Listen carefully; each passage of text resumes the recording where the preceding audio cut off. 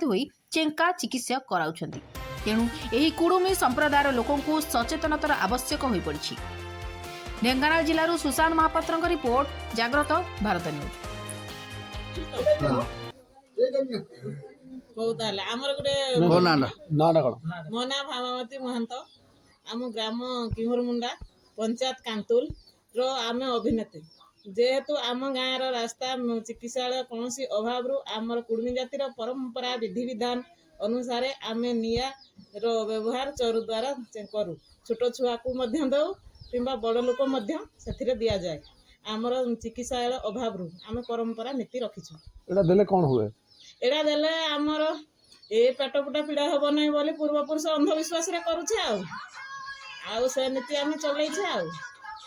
ଆଉ ଏଇ ସବୁ ଯାହାର ଅଣ୍ଟା ପୀଡ଼ା ହେଲେ ବି ବର୍ଷର ମକର ସଂକ୍ରାନ୍ତି ତାର ଦିନ ଏସବୁ ସକାଳେ ଆମର ପରମ୍ପରା ନୀତି କରୁ।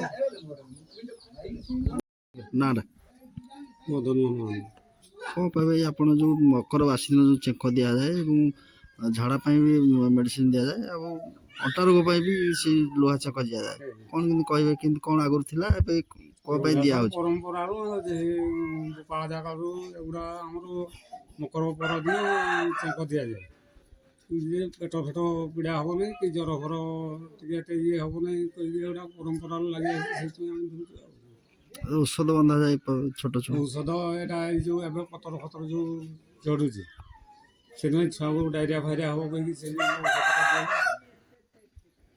କ'ଣ ପାଇଁ ଦିଆହେଉଛି? ମେଡ଼ିକାଲ ପାଖରେ କ'ଣ ପାଇଁ ବୋଲେ ଆମର ତ ଏଠି ଡାକ୍ତର ଫାକ୍ତର କେହି ଆସିପାରୁନାହାନ୍ତି। ଏଗୁଡ଼ା ଆମେ ଆଗୁଆ ସତର୍କ ହେଇକି ପରମ୍ପରା ଯେଉଁଟା ଅଛି ସେଇଟା ଇଏ କରିକି ଆମେ ଚାଲିଛୁ। ଆଉ ଏଠି ଡାକ୍ତର ଆସିପାରୁନାହାନ୍ତି, ହଠାତ୍ ଏବେ ଆମ୍ବୁଲାନ୍ସ ଆସିପାରୁନି, ଆଉ କୁଆଡ଼େ ଯିବୁ? ସେଥିପାଇଁ ଟିକେ ପୂର୍ବରୁ ଯେଉଁ ବୁଢ଼ା ଯେଉଁ ରଖିଥିଲେ ସେଗୁଡ଼ା ତାକୁ ନୀତି ନିୟମର ରଖିକି ଚାଲୁଛୁ। ଆଉ ଛୋଟ ଛୁଆଙ୍କୁ ଦାଗିଦେଲେ ମାନେ ହଠାତ୍ ସେ ଜ୍ୱର ଫର ଟିକେ ଇଏ ହେଇଯାଏ, ପେଟ ଫେଟ ପୀଡ଼ାରୁ ରକ୍ଷା ପାଆନ୍ତି। ଆଉ ଅଣ୍ଟା ପାଇଁ କ'ଣ?